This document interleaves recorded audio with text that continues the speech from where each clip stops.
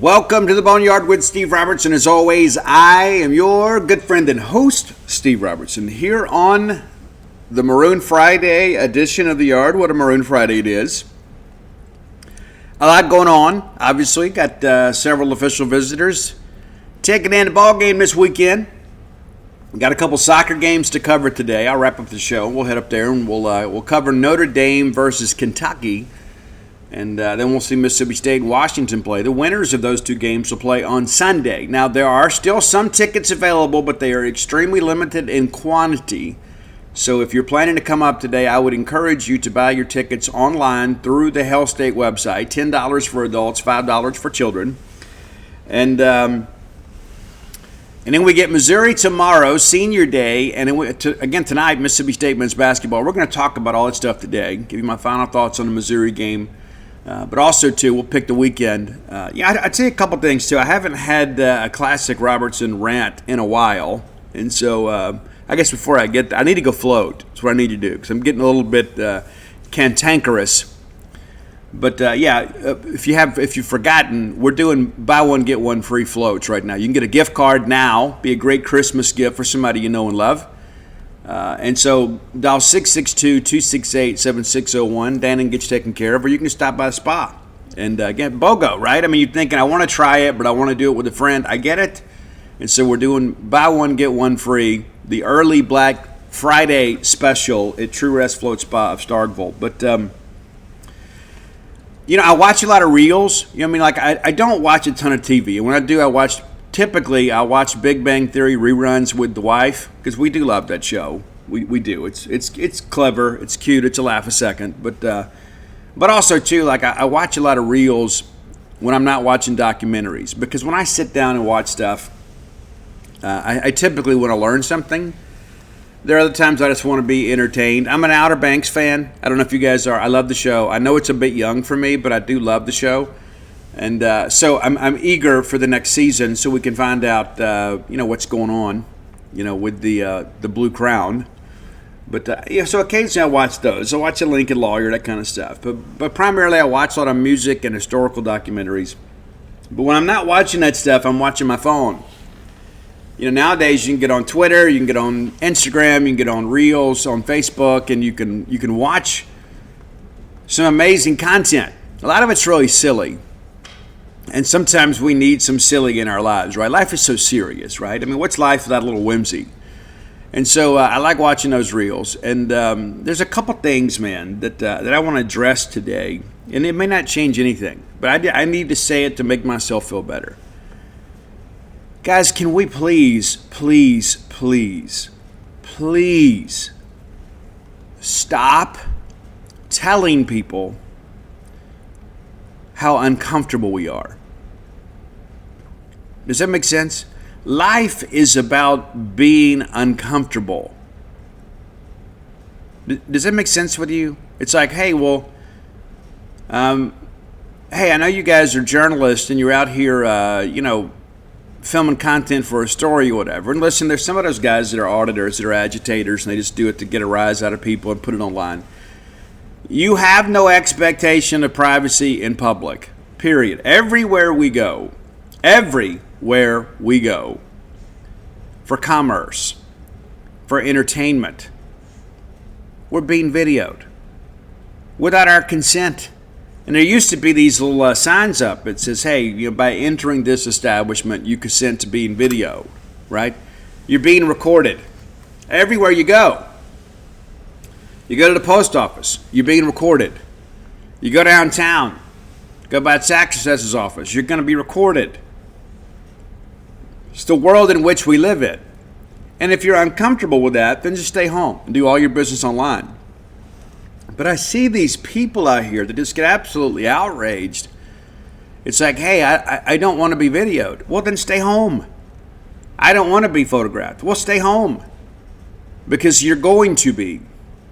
And it's like, there's so many people out there, too, that are so scared for you to tell them the truth, right? And I live in truth, right? And sometimes I lie to myself, and I have to kind of work my way through that, right? But the reality of it is, I work a program of rigorous honesty. And so I try to be honest with people, and honesty is so incredibly offensive to some people.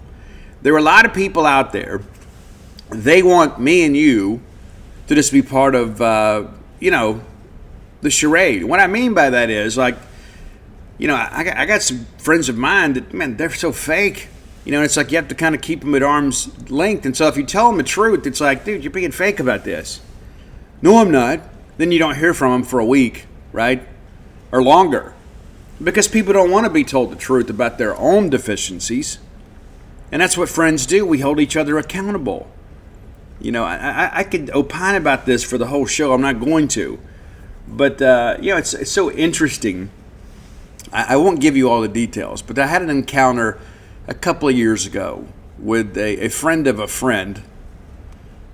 And the friend of mine is, someone very close to me. This other person had these opinions on how my friend should live their life, and they were all very irresponsible. And so I just finally kind of intervened. As the longtime friend, the longtime associate, a person that has that person's best interest at heart, and had my discussions with this new friend and said, hey, I just want to let you know as nicely as I can that you're full of it. And here's why. Well, you're making me uncomfortable. Good. Because what you're doing is negative. What you're doing is destructive. What you're doing puts our, quote, mutual friend in harm's way. So yes, I'm going to tell you the truth because they don't have the ability to do so. Which kind of frustrates me a little bit too. You got to tell people exactly what you want. You train people how to treat you. True story. If people disrespect you and you let it go, they will continue to disrespect you. I'm not that person. There's some people out there that always have something negative to say. And you got to pick your battles, right? And sometimes people say things, about me that are just so inconsequential to me. I don't even care. Why would I validate that with a response? But when somebody out there is, doing something that is detrimental, you got to take action. And it's so interesting too. That a lot of people, of course, they say the pithiest comments they have, they say outside of our presence, and you should take that as a compliment because it just proves that they can't act up in our faces. But the reality of all this is that there's just so much stuff out there, and it's reinforcing this. Guys, life is tough. Life is hard. It's even harder when you're soft. And there's so much of that. Well, I'm scared to tell somebody the truth because I don't like confrontation. You better learn to get comfortable with that. I'm just uncomfortable speaking my truth, right? And there's only one truth. That's the reality of it. You may share your opinion. Truth's not a relative thing. How you perceive things may be. But what happens is what happens. And people are out here, well, it just makes me uncomfortable that you speak to me like this. Well, you don't want me to be honest with you? You want me to be direct with you? Or you just want me to sit here and tell you how great you are and everything is just so daggum lovely? And when you're on the road to destruction, you need somebody to give you a reality check. That's me, that's you, that's our friends, it's everybody. And so get comfortable being uncomfortable. It's all so incredibly juvenile to me, but that's just my opinion. That's my opinion. Maybe you feel differently, and that's okay. I love you just the same. But I'm a firm believer in being honest. That's not to say that I haven't been devious and dishonest at times in my life. It's true. I am a human being. I don't excuse it. It's beneath my character, but there have been things that I've done in my past that I'm not proud of, and behaviors as I've exhibited that I'm not proud of. And more times than not, I've had a friend that said, dude, this is not who you are. Someone asked you, to check yourself. That's what good friends do. Good friends are not co-conspirators in our demise. That's true. And it's true. And sometimes we surround ourselves with people that will excuse our negative behavior because we don't want to be held accountable. True story. Human nature.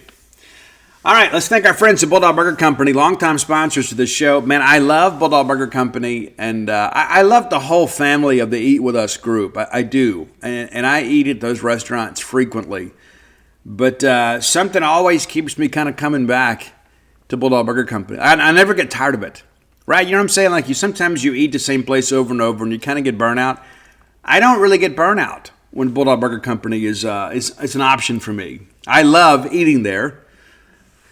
And I get it to go a lot, so I can go eat with Dana at the spa, but I love being able to go put my feet under their table and just let them take care of everything, right? I mean, that's the best part of going out sometimes. Not the fact that you don't have to cook and clean up, but just to have somebody kind of take care of everything. You can just kind of sit and enjoy a conversation with somebody that you love, or perhaps, it's a business type deal, and then they'll just keep bringing you great food.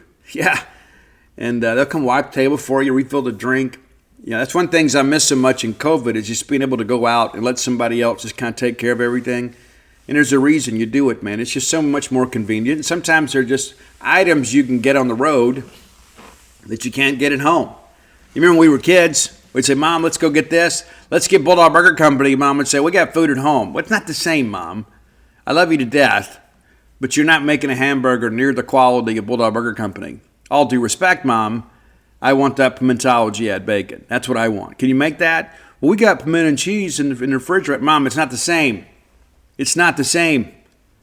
Maybe we just didn't have the courage to say it. Enjoy a day out or a night out at Bulldog Burger Company. 3 great locations to serve you. University Drive here in Stark Vegas. Gloucester Street there in Tupelo. Lake Harbor Drive in the Ridge and Flowwood area. If you're not feeling like a burger, maybe everybody else is, get that BLT salad. I prefer it grilled. You may like it fried. I'm not judging. And get those spring rolls. They'll make you and everybody around you better looking. Bulldog Burger Company, the place where people go to meet. M-E-A-T. Okay, let's talk about the weekend here. And we'll pick our weekend. And guys, there are some dog games. And there are some good games on the horizon. I like a good college football game. Especially when we're not playing, right? I mean, of course, you love it when we win a big game. I'm happy to win one these days, and that's not being disrespectful. I mean, it's just, I was happy to beat UMass, kind of end the streak there. But I'm just not a big fan of the FCS game in November. You know what I mean? It's hard to get up for that. Like in the beginning of the season, it's been so long since we had college football. We'll watch anybody play. Right, it could be North Carolina A&T and like Sorrento State. And like, oh man, I've missed football so much. Let's watch the football game. Right, you don't even care. But when we get to this time of year, it's hard to get all jacked up to go, watch, a college football game against an FCS team when there's so many great conference games on television, right? And there's so many people out there. I was on the Power Mizzou show yesterday. Gabe DeArmond, those guys have now joined 247 Sports, the flagship, the Starship Enterprise. Very, very happy to have the most dominant Missouri side in the country now helping us kind of pull this thing forward. But, we talked about this, the 8 or 9 game schedule deal. And I've talked about it on the show before. I'm an 8 game guy because there's not enough good reasons for us to go to 9. And that's the argument that some people make is, well, it would get rid of these games that we don't really like to see. But those aren't the games that are going to go away. It's the Power 5 mandate that goes away. And I think the biggest argument against the 9-game conference schedule is the fact that, hey, if we play the Power 5 mandate, right, if everybody goes out, like we played Arizona State. So we have 16 teams in the Southeastern Conference. If we play each other, the best record we can hope for is 8-8. But if we go out and play the Power 5 mandate game, we could potentially go 16-0. And so we may not take 8 losses as a conference. And when you think about the FBS playoff, we could be knocking ourselves out of contention as a league. And the more teams that we have in a playoff, the more money it is for the rest of the teams in the conference. And so there's not enough good reasoning for this. You're like, but Steve, I don't want to see State play, East Tennessee State. Well, I'm going to go watch Mississippi State play regardless, not just because it's a job, because it's my passion. But when you look at the bigger picture, instead of it being about one Saturday, it's about the totality of the football program of Mississippi State and the Southeastern Conference. It's just not in our best interest to go to non-conference games because ESPN's not going to give us enough money to make it worth our while. So you got to think about those things. So let's kind of look at we get a great game, I think, right out of the gate. The 11 a.m. game. Ole Miss is at Florida. Of course, Ole Miss right now firmly in the playoff, top 12. And they're going to go play at Florida. And we talked about that all year long. It's like, that could be a dicey proposition. You never know where Florida's going to be. And Florida is in a better position today than I think many of us anticipated they would be in. I think that is a fair assessment. I think we would all agree with that. I think many of us, mainly me, really thought they would be in really bad shape and probably not even be in contention for a bowl game at this point in the season. But here they are, 5-5. Scott Strickland's already issued a statement that Napier will be back next year. They have 2 games left. Got to win one of these last 2. And you look at that game next week at Florida State, and Florida State is in an absolute tailspin. You feel like that's probably a dub. But it's senior day in the swamp. And you look at how Florida has played at times here down the stretch, and it's just kind of been Heckle and Jekyll. Right? One could make the argument they could have and probably should have won in Knoxville against Tennessee. Well, they didn't. They ended up losing by 6. They bounced back the next week and just destroyed Kentucky. Then the Jacksonville game against Georgia, and Florida was doing great early, and then Georgia came on late, wins the game 34-20. Then you got to go to Texas. We've been there. It's tough. And Texas, again, kind of as great as their season is, I don't know that they're getting enough respect. Last week, I thought LSU would go to Florida and win. They didn't. Is Ole Miss a better team than LSU? I would say yes, even though LSU beat them head-to-head down in Tiger Stadium. And let's be honest about it, it took some dramatic play for LSU to win that ball game, and they did. And so Ole Miss really kind of controlling their own destiny here. Last road game of the year for them. I'm just a little bit worried about the spread here. Right? I mean, so it's the spread for Ole Miss is now 12.5.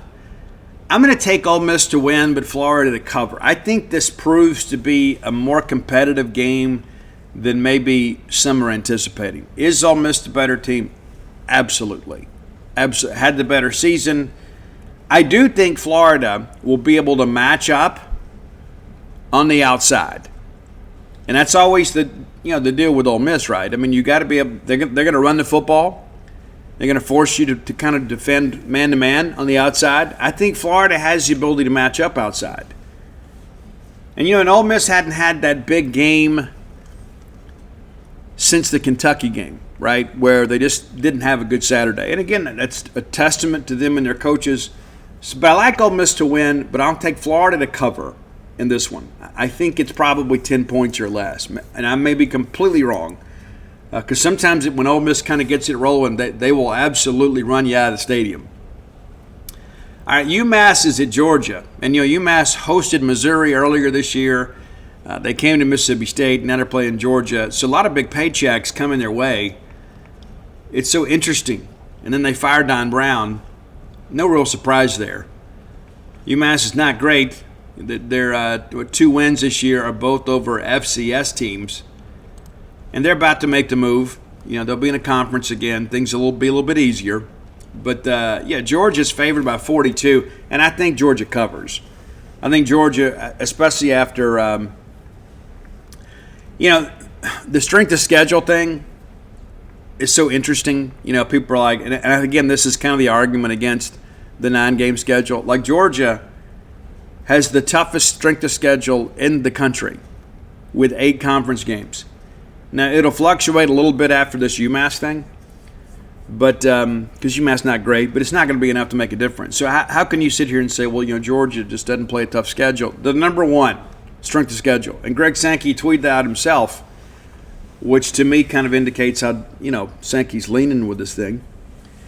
But 42 points. I think Georgia probably gets 42 points in the first half.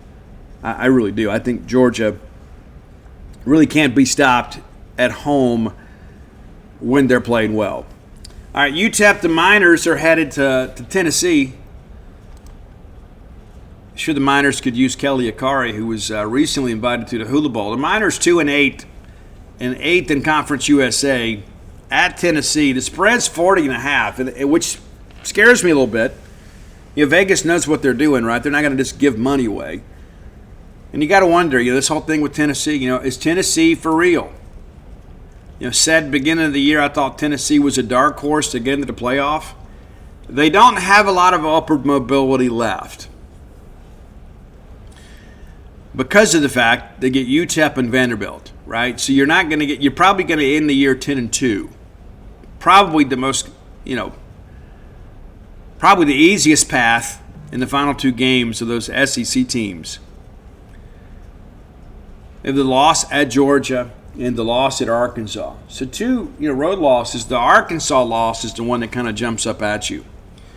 But Tennessee could go 10-2 and not make the playoff, despite losing 2 conference road games. Yeah, pretty tough.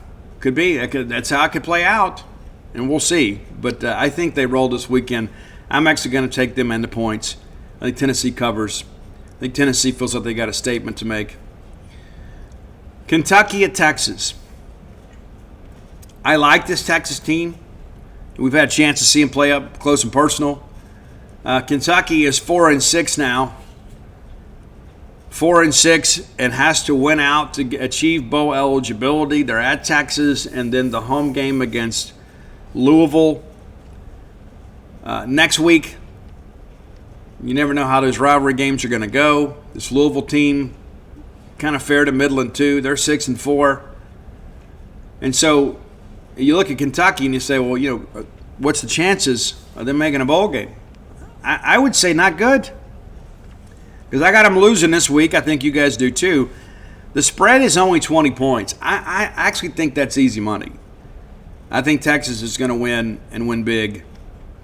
And again, Texas, is Texas back? Texas' long loss was at home to this Georgia team. That's the thing you think about with Georgia too. I mean, you look at what they've done in road games. A lot of people don't have that signature road win, which is the mark of a championship caliber team. Texas, of course, will head to College Station next weekend. That'll be a wild and raucous atmosphere there. If you get a ticket, you live in that greater Texas area, it may be worth going. Truthfully. Could be a wild game. Should be a wild game. It's a game that Texas didn't want to play for a long time. We'll show you to leave our conference that we control. But yeah, we'll take Texas in the points against Kentucky. Wofford at South Carolina. We're not even going to talk about this, but we will talk about South Carolina now 7-3, and I think many of us, including myself, expected them to have a losing season. True story. And you look back at some of these games, guys, they should have beat Alabama. They should have beat LSU. The only game this year that South Carolina looked outclassed was against Ole Miss. That was a 27-3 game. It was kind of a dirty game, too. Ole Miss didn't play exceptionally well offensively, but did a really good job defensively. So you look at South Carolina and you kind of begin to think, too, I don't know that I would want to play them in a bowl game. They'll win this weekend, makes them 8-3, headed to Clemson for the rivalry game. So Shane Beamer won't get it, but Shane Beamer may be the most deserving of the SEC Coach of the Year honor. You're predicted to have a losing season. You may end up having a 9-game regular season. I think it's safe to say that Shane is safe. Louisiana Tech at Arkansas. Arkansas, again, 5-5. They'll get bowl eligible this Saturday. And then they have to go to Missouri. And as mentioned before, they've never won in Missouri. I'm not sure what shape Missouri is going to be in by the time that they get there. They're a little bit beat up. Arkansas favored by 22 over Louisiana Tech. That's your 3 o'clock game. The Bulldogs of Ruston are 4-6. They will close it out against Arkansas. And then Kennesaw State comes in for senior day there at Ruston.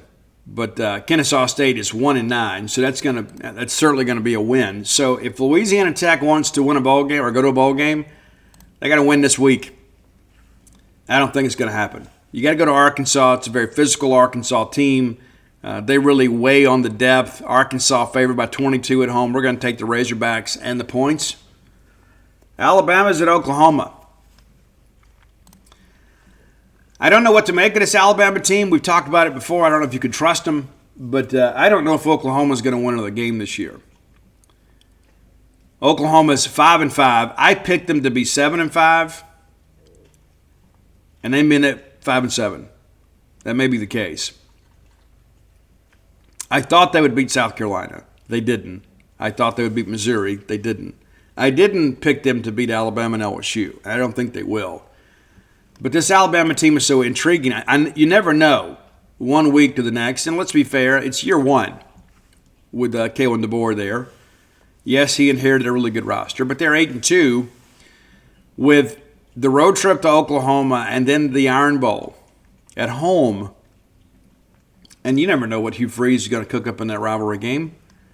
You don't know. But I think right now, if we just say, you know what, hey, take the emotion out of it, let's just pick this objectively. We got Alabama going 10-2, which I believe is what we picked in the preseason. It's one of the few things we got right in that respect. But, yeah, I think Alabama rolls this week. Alabama, 13.5 points. Oklahoma has not been able to really score as of late. And that Alabama defense is great. Maybe not as elite as we've seen under Nick Saban, but they're really good. So yeah, we'll take Alabama and the points here. And then A&M is at Auburn. A&M, the road favorite. That's got to be one of those things that just sticks in the craw, right? I mean, like especially if you're a proud program like Auburn. I mean, it's 2.5. You're a 2.5 point dog. And if you have any hope of making a bowl game, you got to win this game and then go into Tuscaloosa next week and win the Iron Bowl. It's possible. It's just not probable, in my estimation. I know some people think that Texas A&M will be looking ahead to Texas, and if you saw Mike Elko's press conference earlier this week, they asked him about that. And he himself had the Freudian slip and said, yeah, our full focus is on Texas. I mean Auburn. It's kind of made the rounds, kind of been a bit of a viral video. But Mike Elko's a good coach. And so, yeah, I think the Aggies go in here and get this thing done. But I won't be surprised at all if we look up at halftime and like Auburn is up like 10 points. And they can't close. But that A&M defense, especially that front, is legit. And so they'll look to kind of neutralize Jarquez Hunter a little bit, who now has over 1,000 yards for the year. Happy for him.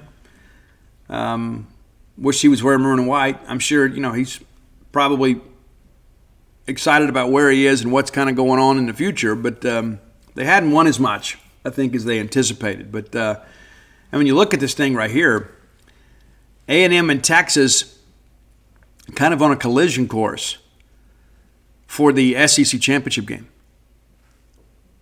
A&M currently not expected to make the playoff, but you're 5-1 right now. And let's say you beat Auburn and then you beat Texas next week. Well, you're certainly in, and that could shake up a lot of things. And I think A&M, I said at the beginning of the year, I wasn't sure what to make of them, and they have proven to be better than I anticipated. And I think Mike Elko is a great coach.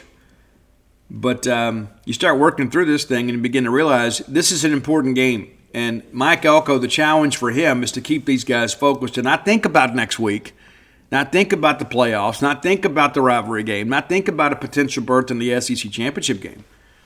You got to go out there and play Auburn. You're going to the plains of Auburn. That's a proud program. And Hugh Freeze and those guys need a marquee win. They need to kind of prove that things are headed in the right direction, because it doesn't look like it, right? I mean, when you look at this thing, guys, they've lost 5 of the last 7. And so, how does that look like down the stretch? Year 2 of Hugh Freeze, you end up 4-8.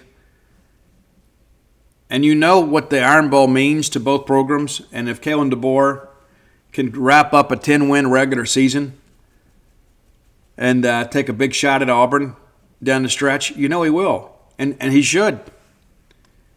So we're going to take A&M. I think A&M gets this thing done. But, again, I won't be surprised if it's competitive. Now, the game that I'm probably most anticipating outside of the Mississippi State game is actually this Vanderbilt game at LSU. You say, Steve, that's kind of a weird pick. Well, number one, it's a night game. We'll be able to watch it. But I don't know about the collective psyche of the LSU Tigers right now. They were in a position here 4 weeks ago where they controlled everything in front of them. Everything. their path to the SEC championship game, their path to the FBS playoff, and probably would have been, a team that got a bye. And they've dropped 3 games in a row. And to be fair about this, these games haven't been nearly as competitive as people anticipated. The LSU defense is nowhere near as good as it should be. And so you look at this thing that they've lost. They beat Arkansas, and we thought that's a good thing for us. They beat them up, and then of course they came in here and the worst game of the Jeff Levy era so far within conference. That Toledo loss still sticks with us, but Arkansas came in here and beat us up. But LSU went up there and manhandled Arkansas, and that was the 6-game winning streak. Like, you lose the USC game, and then you just kind of steamroll through all this. You beat Ole Miss, you beat Arkansas. It's like everything is in front of us. You lose at A&M.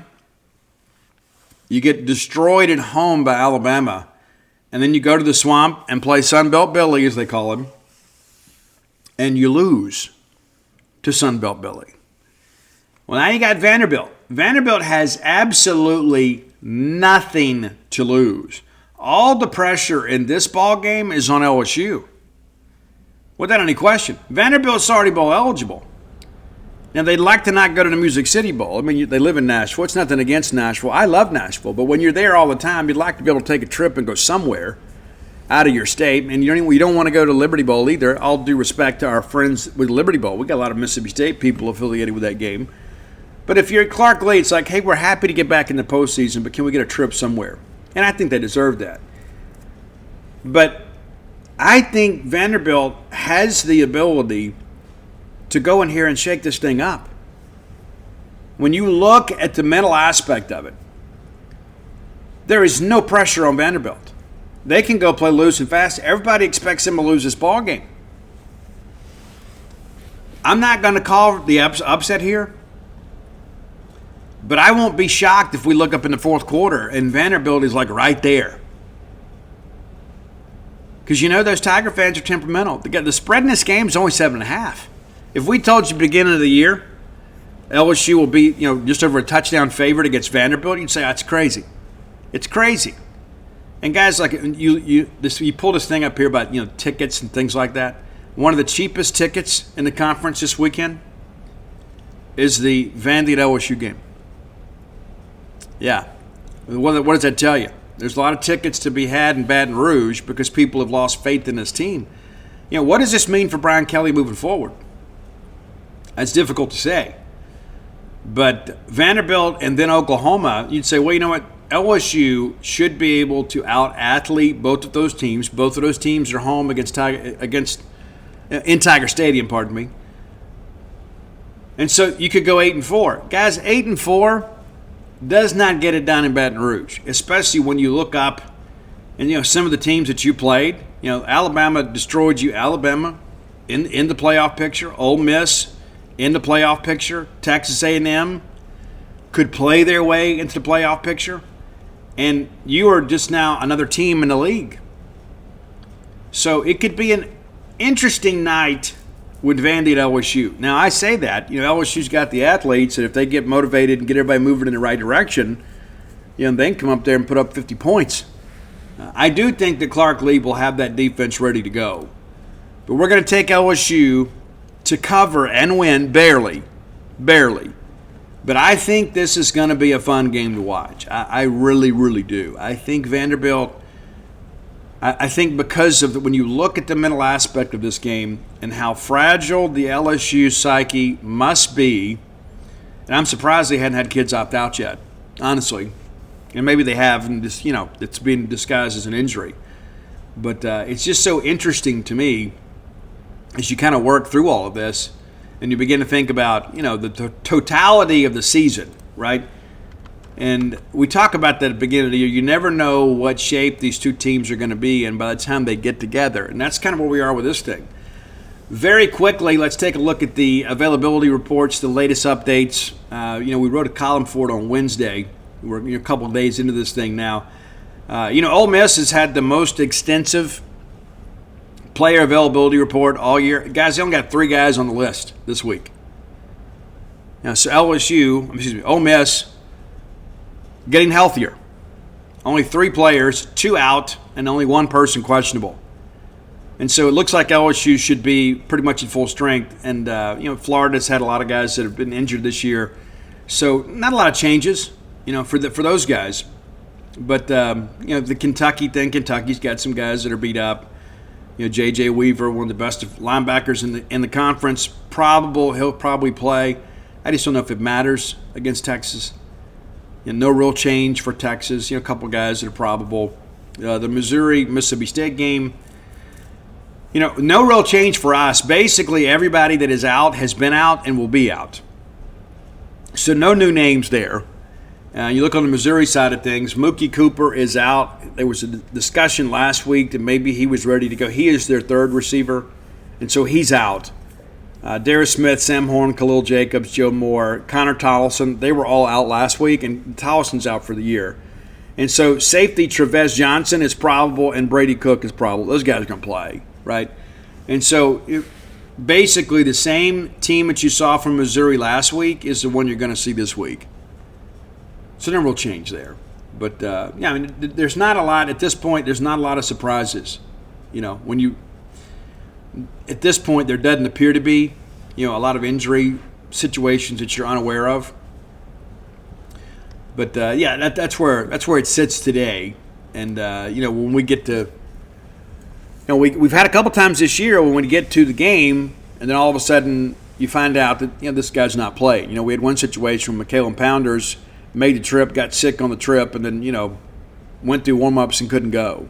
We've had some of those situations before. So, we'll watch that. But you should see a very fresh and rested Mississippi State team against a Missouri team that has been a little bit beat up. But, again, it's the same team that you saw last week. If you watched them play last week against South Carolina, what an exciting game that was. It's the same team. Same team. And Brady Cook is still hurt. I mean, he's playing through it, but he is banged up, and everybody kind of sees that. So that's where things stand today. All right, time for today's Top 10 list, as always, brought to you by closewithblair.com. That's C-L-O-S-E, with Blair, B-L-A-I-R.com. Blair is our collective friend in the mortgage industry. You need a friend in the mortgage industry. You may not realize it yet, but you do. Blair's phone number is 601-500-2344, 601-500-2344. We've had several Boneyard listeners that have closed loans with Blair, and why wouldn't they, right? Blair's a Bulldog through and through, has a place here in Starkville. He rides the wave of emotion just like you do. I like to keep business in the family whenever we can and support each other. I do. I think it's important. Not to mention, you know where that money's going to end up. Eventually, some of that money's going back to Mississippi State, right? Whether it be an NIL deal or be season tickets or merchandise, you're supporting a Bulldog, and I encourage you to do that. Blair has been doing this for nearly 24 years now, and is finishing the top 1% in the country in close ratio. That's because he knows how to structure loans to help get them through underwriting. You need somebody with that level of expertise. Get his experience working for you, whether you're buying your first home, your next home, or your retirement home. Maybe you want that game day condo. Maybe more affordable than you think. Reach out to Blair. You'll be glad you did, right? And it's important that you have somebody that's not going to sit here and charge you a bunch of fees that you don't have to pay, right? He's not going to go pack a bunch of stuff on there to line his own pocket. He's going to help you get into your home. And maybe you're looking to refinance. I don't know your needs, but you know what? Look no further than closewithblair.com. Blair Chandler, our friend. All right, today's Top 10 list, I have had a chance to marinate a little bit on the new Linkin Park album. I like the new Linkin Park album. And, there's all these gatekeepers, man. It's like, here's the deal, man. It's like, if you don't like it, you don't have to listen to it. And you don't have to sit here and be jerks to people that do. It's not disrespectful to Chester Bennington that Linkin Park is continuing. It's true. And not to mention, I think the best way to keep Chester's legacy alive is for this music to continue to get played. There's a new generation of fans that have had the opportunity to kind of been introduced to some Linkin Park of their own. I think Emily does a good job. Nobody is ever going to live up to Chester, ever. ever. It's never, ever, ever going to happen.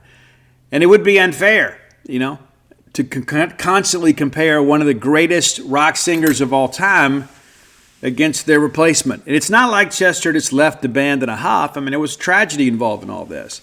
So my estimation is the best way to keep Chester alive is to keep these songs being played for future generations. Chester was a very special individual. No doubt about it. But there's been some people out there that have kind of made a big deal about this and been very critical of Mike Shinoda. Mike is as big a part of Linkin Park as Chester was. It wasn't the Chester Bennington experience. It's not to be disrespectful, but there's a lot of other talented individuals that helped bring this music to the forefront, to the world of music. But I do like the new album. I do. And it is a little bit different, but there is still that classic Linkin Park sound. And it's got somebody else singing. And so here, there are 10 tracks on the album. I have ranked all 10 of them. Worked out perfect for us. There's the intro, from Zero. And people think, hey, we're starting over. No, the original name of the band was Zero. So that's the kind of the double entendre there. All right, so here is my list of the top 10, and there's only 10, ranking the 10 songs from Linkin Park's brand new album. All right, number 10 is a track called Cut the Bridge. I don't really get it. It's my least favorite song on the album. It's not a bad song. It just doesn't evoke any emotion in me or anything like that. Number 9 is Casualty. I think the vocal on this is good, but the instrumentation is a little bit, forced maybe. And then number 8, it's an acronym. It's IGYEIH. Can you guess what that stands for? Well, Emily let you know right into the beginning of the song. I gave you everything I had. Now, we all felt that way. This is kind of an angsty song, it kind of going through it all, just kind of venting and cleaning out the emotional closet. It's pretty good. To me, it's not one of the better songs, but it's not a skip, right? Does that make sense? Number 7, really like this one, Stained. Stained, number 7. You can kind of figure that out as you go. Probably one of the best songs that I probably could have put this one a little bit higher, but it doesn't have the maybe the kick to kind of push it ahead for me. So I'm trying to get the album pulled back up here on my phone. Story of my life sometimes. But I really dig this track. It's called Good Things Go. Now, it is the last track on the album. And there are some pretty cool things with this one. It's so it's basically like, sometimes you lose something or somebody in life, and you may not replace them with a suitable replacement. And I don't think that's got anything to do with Chester and Emily. And some people will read that into it. But the reality of it is like when we lose something or someone in life, what we replace it with is very significant. And sometimes negative things go, or negative things are in the place of where good things go, right? We've all made those mistakes, whether it be relationships or bad habits, something like that. I think it's a very emotional song, and I really dig it. There's a bit of a rap cadence to it, too. So it's one of those Shinoda classics to me. And kind of speaking of the classic Shinoda sound, number 5, a great song called Two-Faced. It sounds like something off one of the earlier albums. I don't know if I could really date it though, but it's like before the Hunting Party and all that stuff. I really dig it. It's not Hybrid Theory. It's kind of when they were in transition a little bit, maybe on Minutes to Midnight, maybe from that era. That's kind of what it reminds me of. I think it's really, really good. It's one of those songs, too. It's Two-Face, so it's pretty easy to kind of figure out the content. Number 4, this was actually released as a single, the last single in advance of the release of the album. It's called Over Each Other, and it's a relationship thing, right? And as you listen to it, it's a very emotional song. I think it's one of authenticity. I think there's some genuine qualities to all of this. This is something that somebody endured rather than just enjoyed in a writing process. I think Emily's vocal on it is great. Number 3, a track that you're probably unfamiliar with. unless you've listened to the album. It was not released as a single. This is the deep track that I like the best, and it's called Overflow. Really, really like this one. There's enough of the Linkin Park classic sound in it where it's easily identifiable, but also, too, I think there is some freedom for Emily to kind of run with this song. I think you'll dig that one. Again, it's one of those ones that, until I put the album on, I did not know, but it stood out to me on the first listen. And so now we're down to the singles that you guys know so well, which is number one, which is number two. I debated on this, and it was not a difficult decision for me, but I could understand how it could be because both of these songs are great. Number two, and I think the vocal on this one may be the shining moment. I think the instrumentation of number one is better, but number two is Heavy as the Crown. This is what you asked for, right? Heavy as the Crown. I think Emily really shines on this track, and I could hear Chester singing it, but it's not a song that was written for Chester, right? I think this is one of those songs, to me, that really validates Emily as the lead singer for Linkin Park. She can pull all the stuff off. I mean, you see all these dates around, they've gone around the world already, and you see these videos online, and she is able to pull it off live, which I think is great. So that means number one has got to be the lead single. And I think it was wisely chosen to be the lead single. It's The Emptiness Machine. And the thing about it is, too, it's mainly a Shinoda track. Emily kind of jumps in on the chorus. But this is one of those songs that I read that has actually, the genesis of this song is about 7 years ago, when they're kind of working through everything. And The Emptiness Machine was a triumphant return for Linkin Park. And, it's like there are parts in that song that are just very emotional. And that's one of the things I've always loved about Mike, is that Mike is a guy that can take his pain and turn it into product and help other people. And this whole thing about I only wanted to be part of something. And how many people feel that way? All of us. All of us. You don't just want to feel, that you're out here just drifting. You want to feel like that you belong somewhere, that you wanted somewhere, that you're needed somewhere. And so The Emptiness Machine is, I think it's such a great song. I won't disrespect the memory of Chester by saying it's one of the best songs ever.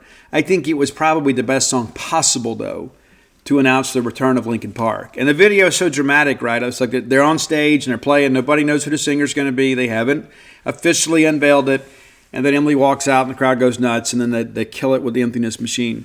I think Mike is amazing, and I think he's done a great job. I love the Fort Minor stuff. I love a lot of the other things that he's done. We've done some top 10 lists with Mike's solo stuff. It's just not as good without Linkin Park. I do like the Fort Minor stuff, but I think Linkin Park, it's the real deal, right? We talk about how music needs headliners. Rock music specifically needs headliners. And I think Linkin Park returning in many respects to take their seat at the round table with Emily. And so, again, if you just think it's done and it's over, and hey, I can't listen to Linkin Park without Chester, then fine. That's certainly you're right. I think you're being unfair, though, to yourself and to this new music, and certainly to Mike Shinoda, who has been a part of the soundtrack of our lives, man, for goodness, over 20 years now. I think that's important to understand, too. I mean, Mike Shinoda, this is his baby. And so do you really think Mike Shinoda would just come out and just say, you know what, hey, I want this to be a cash grab? Mike's already made his money. Mike was successful in other ventures. Mike doesn't need to put Linkin Park out there to pay the rent. Mike's doing this because he loves doing it. And he's doing it for all of us. And again, I think he's doing it to keep Chester's legacy alive.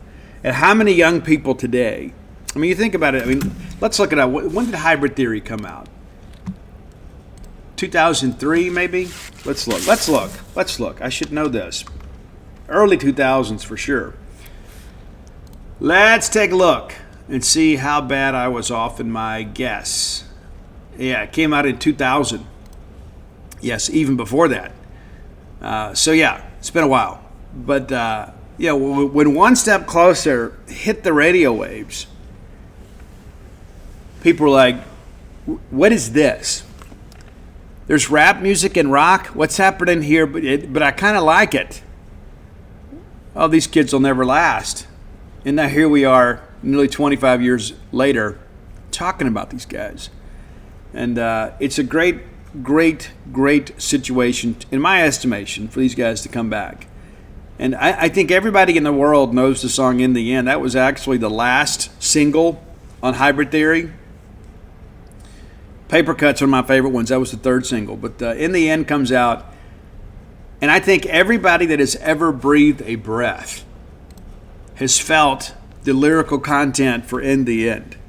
And so the thing that I ask myself is, when I think about all the people that Chester helped, right? When you think about it, as tragic as his life ended, how many people, how many young people especially, that were struggling with life found something anthemic in the music of Linkin Park and Chester Bennington? Thousands, tens of thousands, hundreds of thousands, millions. And so by continuing the band, how many young people of today that weren't alive when Hybrid Theory hit the shelves are going to hear Emptiness Machine or Heavy as a Crown and think, hey, this is I've heard about Linkin Park before, but I've never been into them. How many of those people will get introduced to LP for the first time and then like, hey, this is super cool, and then go back and hear the message and the majesty of Chester Bennington? Right? It's a ladder of awareness type thing. Young people today, I mean, it's all on TikTok, right?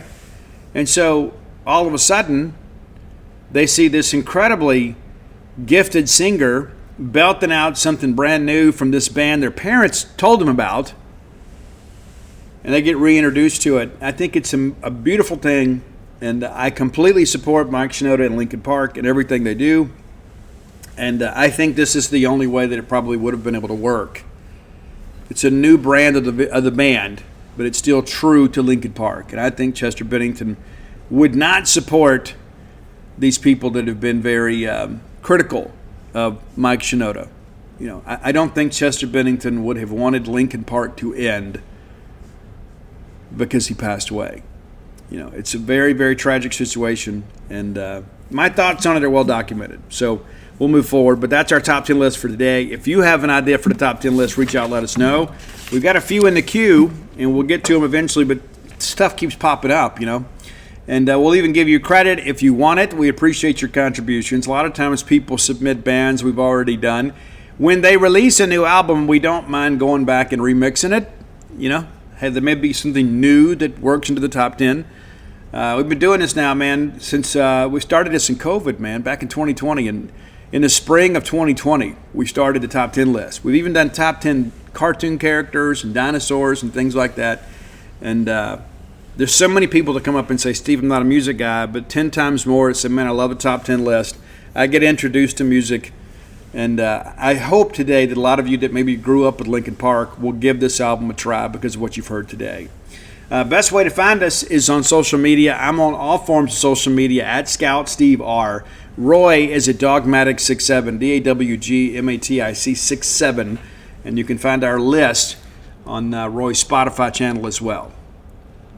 All right, next segment of the show brought to you by Campus Bookmart, a Starkvillian institution. If you don't know Campus Bookmart, you should. Not exactly sure what you're doing out there. You know, who led you astray? If you're looking for Mississippi State merchandise, look no further than Campus Bookmart. When you come to town, take a few minutes. You're probably going to need more than a few, and swing by the backside of campus. It's easy to get to. You turn off of 182 right there at the Trooper Station. We encourage you to always obey the posted speed limit signs. And as a favor, too, to our friends in law enforcement, when you see a traffic stop on the side of the highway, please, whenever possible, safely get over to the left-hand lane to give them some room to operate. And if it's impossible to get over, please slow down. Please slow down. We don't want to see anybody get injured, right? But all that understood, Campus Bookmart right there by the Trooper Station. And you can go by and just peruse their fine selections in person. There's so many great things there to get. whether you're looking for Christmas gifts. And guys, we're just over a month away from Christmas, and I think it's sneaking up on many of you. I'm just gonna be honest about it. Not enough of you are talking about Christmas, and you need to be planning ahead, or you're going to be scurrying there at the end. You can also get my books there when you order at campusbookmart.net, and we have a promo code for you too. Get free shipping. Promo code is BSR, which stands for Beautiful Steve Robertson. So you can get some hoodies, you can get some knickknacks, you can get a diploma frame for your December graduate, and you can get my books ordered from them as well. Just make it easy for yourself, right? Just get it all because you got the promo code for free shipping. Campus Bookmart, the best place to find Mississippi State merchandise. All right, so we mentioned Mississippi State and SMU tonight. If you are in the Dallas-Fort Worth area, most of you don't work tomorrow anyway, but even if you do, you can make this. If you're not making the trip to Starkville and you live in DFW or anywhere within proximity, 7:30 p.m. tonight at Moody Coliseum on the campus of SMU, the undefeated Mississippi State Bulldog men's basketball team is going to be there. We need you to turn out. We need more than just a sliver of Maroon fans. I know many of you in that area have been looking forward to this. And it's a big ball game for us. Really a first true road test. And SMU played well, 4-1. They're 4-0 at home. And let's kind of see how they got here. They open up the year with a 96-62 win over Tarleton State. Then they blast FAMU 102-73. Then they get UNC Greensboro 81-68. That was a competitive game. They lose at Butler 81-70. And then they blast Prairie View A&M. And so really, UNC Greensboro is one of these teams that just kind of occasionally kind of pops up as a mid-major that you kind of got to be mindful of. But really the only quality team they've played so far, I think, to be fair about it, would be Butler. I think that's probably the way things look. But you wonder about the quality of this UNCG win. I don't know. They played Indiana like tooth and nail recently. I don't know if you've kept up with that at all. Maybe you're not big fans of that neck of the woods. But it's so interesting too when you get all hemmed up on this thing. Yeah, they're 2-2. But yeah, they went to Indiana and lost by 11. So maybe that shows up later. Who knows? Maybe they win the SoCon when it's all said and done. But again, SMU hasn't played a lot of competition. And so I don't know if they've really been tested outside of the Butler game. So again, we encourage you to get out there and be a part of that. It's Wear Red Night, which may make you uncomfortable if you're a State Ole Miss person. You go to Egg Bowls and things like that. They switch over to the powder blue, which makes it easier to know, which. I almost said something I shouldn't. I'm not gonna do it. I'm not gonna do it. I'm not. Steve, don't do it. I'm not gonna do it. Nevertheless, looking at this SMU Mustang team, and they're now a Power 4 team, part of the ACC. How cool is that? You remember a time, I grew up in a time when SMU dominated in football, and then the next thing the Pony Excess happened. That's my favorite 30 for 30, I think. But, hey, guys, they're averaging 92 points a game. So they're going to get up down the floor and score. And, again, some of that is a product of the quality competition. The same thing for points allowed, right at 70. Shooting the basketball pretty well at 48% from the floor. Three-point percentage around 39. You'd like it to be a little bit better, but that's not anything to sneeze at. And they've been a decent free throw shooting team, shooting about 76%. Rebounding has been a bit of a strong suit, but again, it's difficult to get a true barometer when they've played so many teams that are kind of beneath their station. But out-rebounding opponents, just over 9 boards a game, we need to win that battle, to say the least. They do dish it out a good bit, over 18 assists a game. They also they turn you over a good bit too. Forcing 12 turnovers. I guess that's not a huge number, but they're getting 21 points a game off turnovers with their press. 49 steals. They've given up 29. So about 10 steals a game. 25 blocks. It's not a big number. About 5 a game. But let's kind of get inside the roster a little bit here and kind of dig a little bit deeper into what we should expect. Boopy Miller. That's right, Boopy. Boopy Miller leads the way with 18.4 points per game. He is a junior guard by way of Chicago, Illinois. He has transferred a few times. Initially, Wake Forest and Central Michigan. Now he's at SMU. So Boopy has kind of made the rounds here. 27 minutes a game. You know, it's interesting. Like you look at their box score here. You look at their stat. There's a lot of guys that play a lot of minutes. You know, so they get deeper into the bench. Now they may not against us. We'll see. But they shared the workload a pretty good bit here. But 18.4 points and 27 minutes in action. That's getting it done. He's second on the team also with 10 steals and dishing out 31 assists. So certainly got to get in Boopy's face, make him give the ball up. Chuck Harris has not started. He's come off the bench for them. A senior who transferred from Butler, a 6'4", 190 senior guard from Ashburn, Virginia, has not started a game but is pouring in 15.6 points per game. So very talented six man here, very productive in that respect too. He's a guy too that kind of handsy on defense. And we talk about Seydu, right? Well, Seydu, from French descent, you got Johan Traore, that is a junior 6'11", 235-pound forward. So he's long and lean, and I think that works well for us too because that's kind of what we have. We don't have that bulky Eric Dampier type, and rarely do you ever do.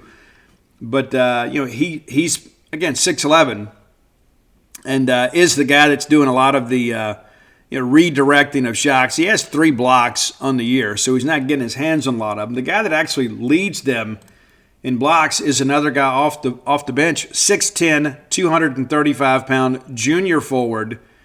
Another guy that's transferred from LSU and Kansas State, a native of Houston, Texas. It's Jarrell Colbert. Yeah, he has 8 blocks on the year. And, only playing about 12 minutes, so getting in some quality minutes on the defensive end there. But, looking up and down here, again, it looks to be a very solid team. And, again, it's difficult to form any true opinions of teams at this early juncture, especially teams that aren't playing these marquee matchups in a non-conference. But I'm impressed with the fact that so many guys are playing double-digit minutes. I mean, you look up and down here. Let me just count them here. 1, 2, 3, 4, 5, 6, 7, 8, 9, 10, 11. 11 players averaging a dozen minutes or more per game. So this is a team that clearly is building some trust with everybody, and they're going to play a lot of people. And, that could be a real benefit for them down the stretch. I mean, you get some guys some playing time now, and maybe you wear some people out late in ball games. So that's interesting. It is to see that many people playing that many minutes. Because, a lot of times you'd say, well, they got separation in the game. But, guys, it's not like, I guess Jackson Young is the guy that's only played in 2 games. Most everybody else has played in every game. You got a couple guys in there, that played a little bit of mop-up duty. But even Matt Cross, who's played in 4 games, has actually started 1. So, again, this is a test for Mississippi State. So we need our fans there to kind of help pull us through. And so tip-off tonight, and we've got the soccer game that we'll be keeping up with too. Tip-off is at 7:30. So hopefully Mississippi State will have the soccer game in hand, and it certainly will be beginning to wind down by the time this game begins. And so maybe you'll be safe to just kind of flip on over there and watch that. But it's available on the ACC network, which means you should be able to get it through the ESPN app. It's also available to listen to on Sirius XM channel 391 and on the Varsity Network app. I have used that extensively when I travel and try to listen to other SEC games as I'm on my way back from covering a state game. The Varsity app has been a great thing for me, and that is an unsolicited endorsement there. But, Bulldogs have a good chance here. But again, I just don't know what we have at SMU. And to be fair about that, do we know what we have with Mississippi State? We want to think we do. But I'm eager to see how we handle this thing this evening. And again, they have some length.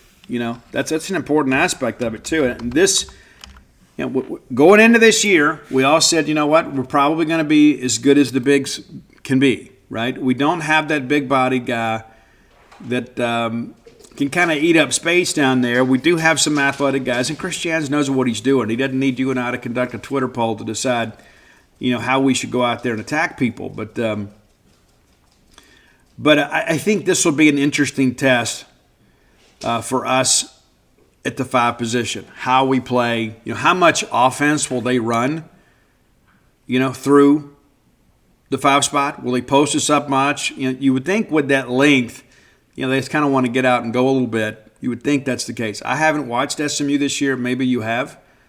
But I'm eager to see what we do. And, of course, I'll have to kind of keep up with it on Twitter and catch up with you guys a little bit later after covering a soccer game. But like all of you, I expect to win this game. But it's like I begin to ask myself, it's like, looking at the margins now, like State is favored by like 1.5. So we're a road favorite in this game, but it's essentially a pick-em. So, Vegas expects it to be a close game. I think we expect it to be a close game, but I also think it's a game that we all expect to win. And again, give SMU some credit, but we're going to find out a few things about our team tonight. Again, I hope that you'll tune in. We'll have the live thread over at genespage.com on the basketball forum. And, we'll have a little, flash story afterwards, once the ball game goes final. Dave Murray will be kind of keeping you abreast of kind of what's going on. If you can't keep up with the game live, you can check us out over at genespage.com, and we'll have full coverage after the game goes final. So, important ball game, without any question. And I think the fun thing about it is when you think how things are going to go. I think us being picked 10th in the league is probably a little bit disrespectful, considering what Chris Jans has done, and not to mention I think it's the best portal class we've ever had. To say, hey, we're going to be 10th, I think is probably a motivating factor for the Bulldogs. So kind of looking ahead too, since we were together, Wednesday, the ladies take care of Mercer 81-44. We expected a blowout win. We get one. Real quickly, just to kind of, we'll give you the short recap here. But very balanced scoring. Jerkayla Jordan with 15 points. Medina Okot with 15. And that's in 18 minutes of action, too. She's kind of emerging as the best 5 player. DeBrisha Poe with 13. And, of course, with the separation in this game, we're able to empty the bench. That makes for a happy locker room. Everybody works hard. It's nice to be able to reward them with some playing time. So, Lady Bulldogs now 5-0. And Sam Purcell honored after the game for being the fastest to 50 wins in Mississippi State women's basketball history. That's quite an accomplishment when you think about the things that Vic Schaefer has done. Now, ladies are back in action on Sunday at 2:30. I know many of you are wrapped up in NFL football and things like that, and hopefully we'll be covering a soccer game that day. But we're going to be playing against the Jacksonville Dolphins. That's where Scotty DeBrule transferred from, by the way. And so let's take a quick peek at them. And I know it's a road game, and it's always interesting, because you kind of get a chance to kind of figure out logistics and all that kind of stuff, with these first, road games before we took this big trip. But, Jacksonville is 3-2. And you may recall last year that, Miami came in here and beat Mississippi State. Jacksonville went to Coral Gables and lost by 3, 74-71. That's a different team. And then they lost at South Florida 75-57. You remember that was the first big loss of the Nikki McCray-Pinson area, God rest her soul. But nevertheless, this is a team, just kind of looking at the numbers here, they're 3-2, but both of their losses have come on the road against teams that should be better than them. I think that's a fair estimation. And so it'll be interesting to kind of see how we handle this. But we're going to play this game in Orlando. Let's see, you'll be able to watch it. I'm trying to get to this thing again. Yeah, it's going to be on NBC Sports. So should be able to find that. And you can always listen online. This is the WBCA Showcase game. So busy weekend in every aspect. You know, you got the 2 soccer games today. We have football and men's basketball tonight, football tomorrow, and then women's basketball and hopefully soccer on Sunday as well. So a lot of rooting interest for you Bulldog fans out there. Final segment of the show brought to you by the Stark Vegas Clubhouse. It's the best place to stay in the Golden Triangle. I'll be there in a few weeks myself. I cannot wait to stay there. I had some friends that stayed there some time ago. They loved it. It met their needs. It was more room than they needed. But they were excited to have some room to kind of stretch out. You can Google the Stark Vegas Clubhouse and their Facebook page will auto-populate. You can kind of peruse all the amenities available to you and your guest. 5, soon-to-be 6 bedrooms, 2 baths, that full-service kitchen, the wet bar, that back porch area, the fire pit area, and you only got one neighbor. We don't want you throwing a rager out there, but it's just kind of letting you know it's quiet. We want you to respect your neighbor too, but it's a quiet area, a lot of parking, plenty of room to accommodate everybody. You don't have to park behind each other, if somebody needs to run to the store for one reason or another. But yeah, it's a great place to stay. Just 5 minutes from the Mississippi State campus. Maybe you got some vacation time that you got to use for the end of the year. Why don't you take a midweek trip? Book a couple nights at the Stark Vegas Clubhouse. Take in a men's basketball game, a women's basketball game. Bring the kids, and kind of enjoy Starkville when it's not a game day weekend. Because things can get a little frenetic around here. I love it here, and I love it when you guys come to town. But sometimes if you're a guest in Starkville, the line to eat at your favorite restaurant may be a little bit longer than you want. I didn't get to eat at my favorite place or have my favorite dish, and I had my heart set on it, so I had to make an adjustment. So come up maybe on those basketball midweek games. The kids are going to be out of school anyway for the holidays. Just kind of load up and maybe have a cousins get together, right? Have all the sisters and their husbands. Bring the kids, and everybody's got their own play, and everybody can play and have a good time, and you can just enjoy being together, right? We say it all the time, we need to get together more often, and then we never do, right? We never do. You be the champion for change in your circle of friends or in your family and say, hey, here's what we're going to do. I've been listening to the Boneyard, and Steve Robertson tells me how fabulous the Stark Vegas Clubhouse is. We're going to rent this place out. We'll all split the cost. And let's all get together. We don't get together enough, and this is a great venue, the best place to stay in the Golden Triangle in our favorite city, Starkville, Mississippi. You be the person that brings that up and begins the planning process, and then make that happen. You'll be glad you did. You'll make some memories you'll never forget. Now, when you Google the Stark Vegas Clubhouse, you're going to have some booking options. You can book through Airbnb or VRBO. I don't know how you want to do it. Maybe you've got a credit through them. I don't know. But if you want to save some money, book through the Evolve website and use promo code BSR10. That's BSR10. Gets you 10% off your stay. It's saving you a little money by listening to the show. That's what we do. You'll be glad you did. Rather than go out there and rent 5 hotel rooms or have Airbnb scattered all over the county or all over the Golden Triangle, get everybody under one roof. I can tell you we are so looking forward to having all of our kids and our grandkids together under one roof. And my wife doesn't get to cook a lot these days. She's working a lot, and not to mention it's hard to cook for 2. Sometimes it's just easier to get something to go or just heat something up. She's looking forward to being able to take care of her kids. You know what I mean? And we got some books we got to read to the grandkids too, that sort of stuff. So we're looking forward to that. Why don't you have a magical, memorable weekend or trip to Starkville with your family? Stark Vegas Clubhouse, the best place to stay in the Golden Triangle.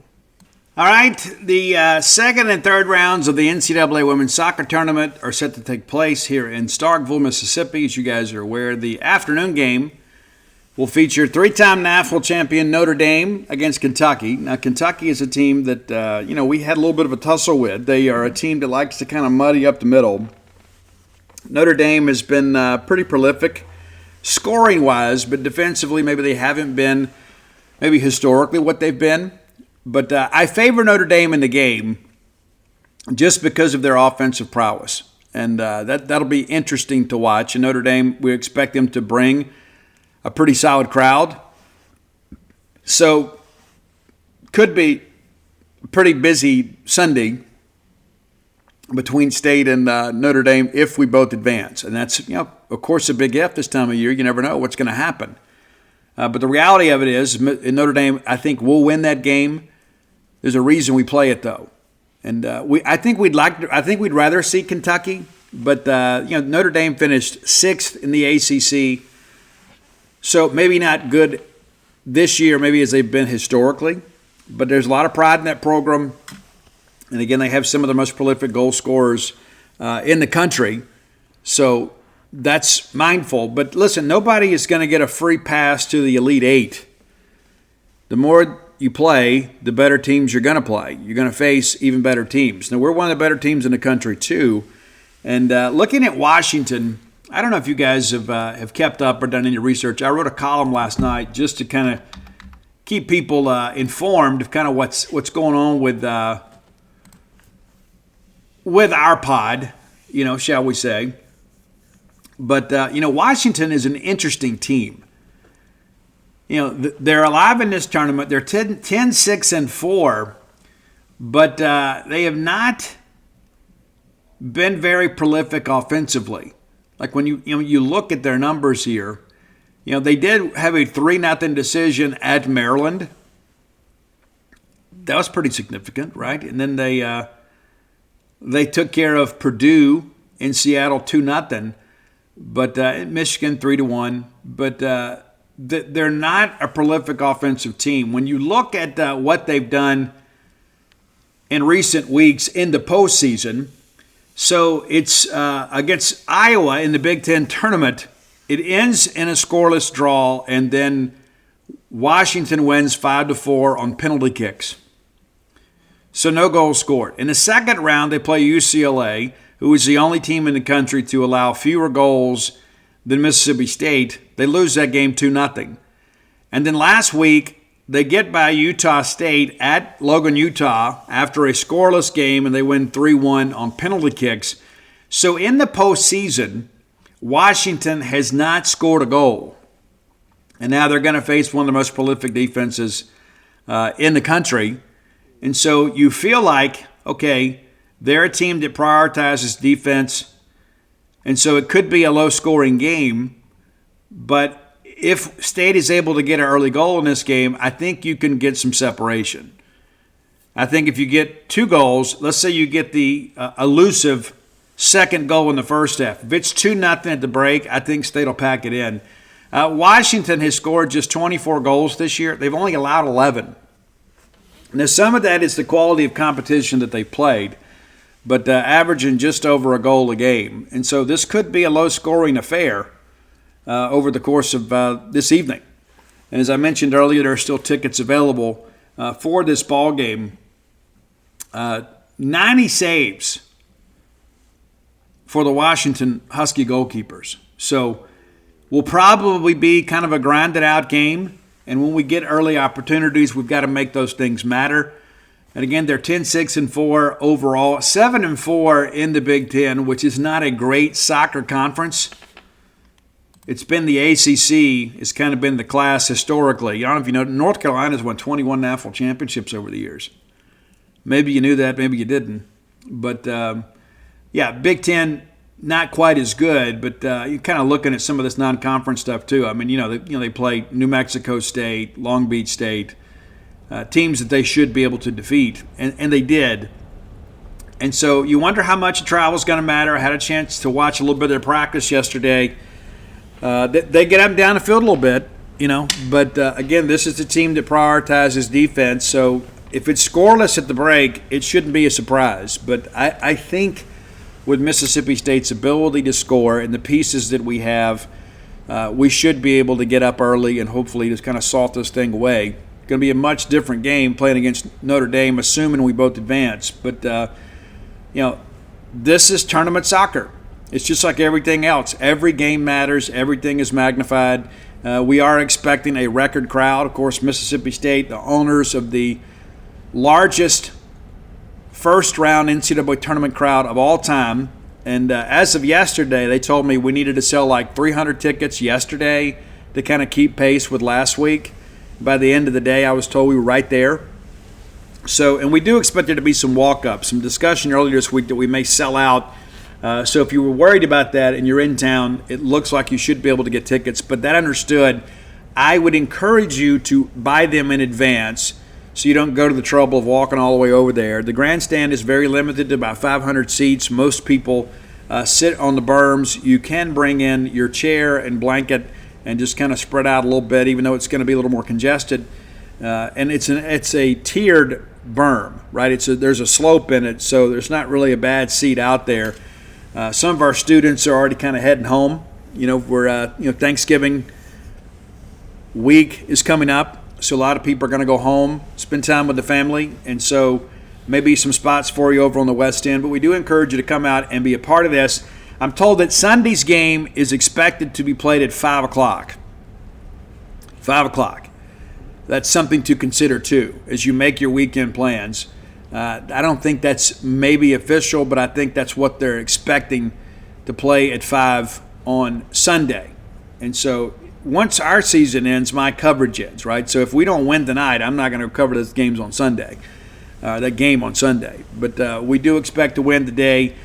And if we do, that puts us in the Sweet 16 for the second consecutive year with a chance to host an Elite 8 game at home. That's fairly significant.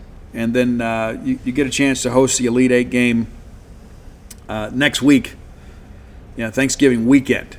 Egg Bowl's on Friday, so let's not get the cart before the horse. Let's go take care of Washington and see what happens on Sunday. So it's the round of 32.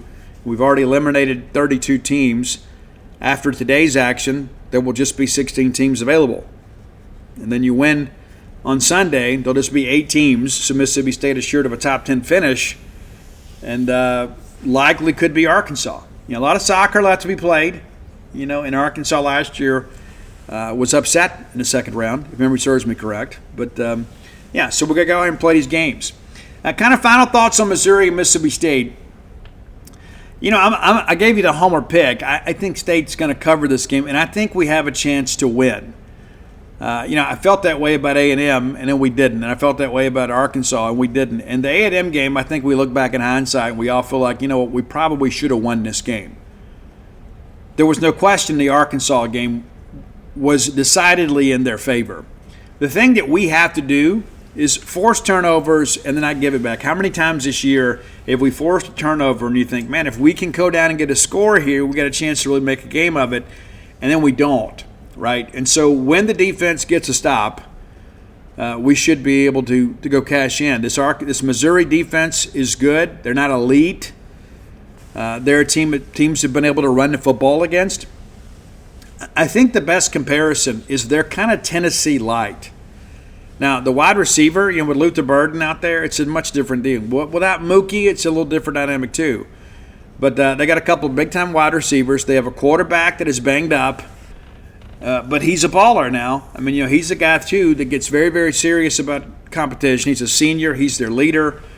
You look at what happened against Auburn. Auburn has got that game won, it appears, and Brady Cook is on the sidelines. They're saying he may not come back. He does come back and leads them to victory. So people rally around Brady Cook. But as Eli Drinkwitz said earlier this week, the wrist continues to bother him, and some of the throws they had that were short and off target were a product of that, of him being a little bit less than 100%. But he is probable. I fully expect him to play. I mean, just kind of following his career the last few years, I think we've seen he is a guy that is willing to kind of rise to the occasion. So we'll see how things kind of develop with him. But I think we can win. I hope we win, and I'm certainly picking us to cover. And I think if it boils down to a field goal, it favors Mississippi State. As I mentioned in our Wednesday preview, Missouri has really struggled at times. I think they're 12 of 19 on field goal attempts this year, but 4-1 in games decided by a touchdown or less. So they're not going to be uncomfortable if this thing goes down to the final possession. But we've got to go win the ball game. They're not going to lose the game. We have got to win the game. And you just wonder from a mental standpoint, how do they feel? They're out of the playoffs. They lost the game last week on the road. They feel like they should have won. And now you got to get on the road and go play a 2-8 Mississippi State team. How do you get up to play that game if you're Missouri? That's the real challenge, I think, for the Tiger coaching staff is, okay, we don't have as much to play for. We're going to go to a bowl game. And I think Drinkwitz has proven to be a better coach than maybe some people thought. But the reality of it is that you got to go on the road and play a team that you probably haven't even thought about playing until this week. Nobody in Missouri circled this game on the schedule and said, hey, that's going to be the defining game on our schedule. Let's go ahead and do some advanced scouting. And so my honest opinion is I think Mississippi State wants to play Missouri a lot more than Missouri wants to play Mississippi State. You know, we're desperate for a win. It's senior day. We want to send the seniors out with a victory. And Missouri's coming to play a football game. They're still playing for positioning in the postseason pecking order. That's an important aspect of this thing, too. And they appear to have good culture up there. You know, that they want to win, and they have played really well under Drinkwitz, and they're going to be in a bowl game again. And so Missouri has kind of proven in many respects to kind of be comparable to Mississippi State over the years. I mean, they had the big year last year, won 11 games, and they were a lot of fun to watch last year. And so because they returned so much, and it's such a veteran team, I think people expected them to do even more. But injuries have played a factor. They can't run the football as well as Tennessee. Of course, you got a new starting center in there. That's always an aspect of it. Drake Heismeyer. You know, and so very capable guy, but he was second team for a reason. So that causes, you know, you got to call the checks and things like that. There's some things that happen anytime you have to shuffle there at center. And so, you know, we are who we are, right? And we know who we are. And I think the main thing we have to do is stop the run. You know, put the game in Brady Cook's hands and then make him beat us. And he's capable of doing so. But I think if you just sit back there and let them run the football, and if it becomes a play-action game, you know, that could be a bit of a problem. But we got to force some turnovers. We've struggled to get to the quarterback. They have struggled at times to protect the quarterback, so something's got to give there. My hope is we kind of dial up some exotic pressures and maybe some things they haven't seen in the open date. But we encourage you to come out and be a part of this. The season has not gone how any of us expected it to go. We knew it was going to be a real challenge. We thought maybe we could get to 6, but we knew that was going to be a bit of a struggle. Now the best we can hope for is to get to 4. And, of course, you know what's happening next week and against a very good Ole Miss team. And so anybody expecting a victory is probably going to be set up for disappointment. But we'll deal with next week when we get there. But this Missouri team, again, I think there's some flaws within the team. Do we have the ability to go out there and exploit those deficiencies? That kind of remains to be seen. Kickoff set for 3:15. You can watch it on the SEC Network if you're not in town. And you can listen to the regular Bulldog affiliates and the Varsity app in your car as you travel. If you live out of state, maybe it's difficult to find those tune-in stuff. But the Varsity app is a great thing. And, again, they're not paying me to say this. I'm just sharing this with you because we're friends and family. And a reminder, too, you get to buy one, get one free floats at True Rest of Starkville. This is our holiday special. And so it's a special gift. There's some people around you that are stressed. There's some people around you that have some chronic pain. Maybe it's you. Or maybe you just need a break. Or you'd like to experience something different. We can help you with that. Dial 662-268-7601. Of course, 11 official visitors this weekend? Maybe a dozen, and there's some things we're going to be keeping up with. LaQuavian Jackson, Mississippi State commitment, is visiting Louisville. That's something that we're a little bit concerned about. We'll see what happens. We have had a recent decommitment. I do expect, and that was not a surprise. And I think they're going to see an adjustment or two in the weeks ahead. So be prepared for that. This is kind of how life works. We're less than 2 weeks away from signing day. So it should be a big weekend on the recruiting trail for Mississippi State. You can keep up with all of our updates over genespage.com, the Mississippi State affiliate for 247 Sports. Let's get out of here. I got to get cleaned up and then head to the soccer pitch, and we will see you all on the other side. I hope you have a great weekend. wherever you are today. If you're in Starkville, we love the fact that you're here. And I know many of you that aren't here would love to be here. But no matter where you are, I trust and hope and pray that the things that I want for myself, that God will give you as well. And I want you guys to have life and life more abundantly, and get out and enjoy some time with the friends and family. And we look forward to having you back home in Starkville as often as you can get here. Until next time, let's all live our lives in a way we make more friends than enemies, and people can see a difference in the way we live.